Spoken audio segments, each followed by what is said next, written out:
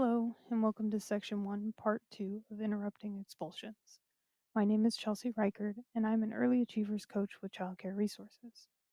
Over the next few minutes, we will focus on unpacking implicit bias and drawing connection to its role in how we perceive and respond to children's behaviors.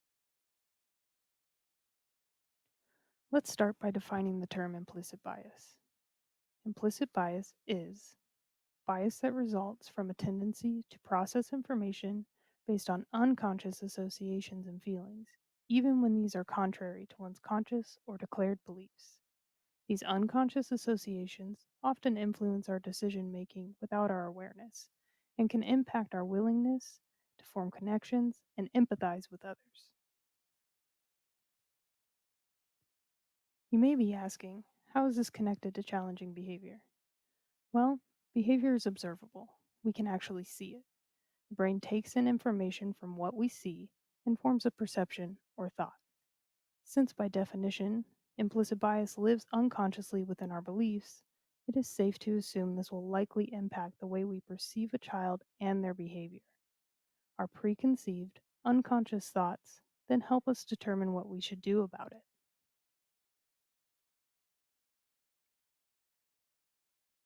When you think about the scenario in Part 1, how did you imagine the child? What did you imagine your response to the child's behavior would be?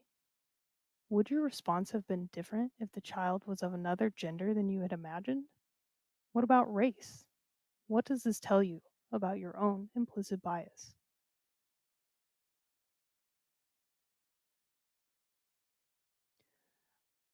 I would like for you to reflect on possible connections between expectations and bias. Let's think about some common language often used to describe expectations of children's behavior in a general sense. Boys like to build and are rough. Girls are easier because they are quiet. She can't understand me because they only speak blank at home. Where did these expectations come from? To strengthen our understanding, I would like for you to think honestly with yourself about your expectations for children. What indications do our expectations give us about our bias? Are you excusing the behavior of one child while correcting the same behavior of another? How can we use these clues to give us pause before making a reactive decision about a child and their behavior?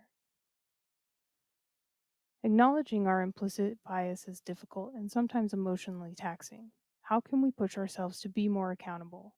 How do we create time for pause before responding to behavior, to actually put it into practice the anti bias policies we create for our programs, and to better serve the children and families in our community? I hope you will join us. In an upcoming video, we will dive into partnering with families to establish meaningful relationships.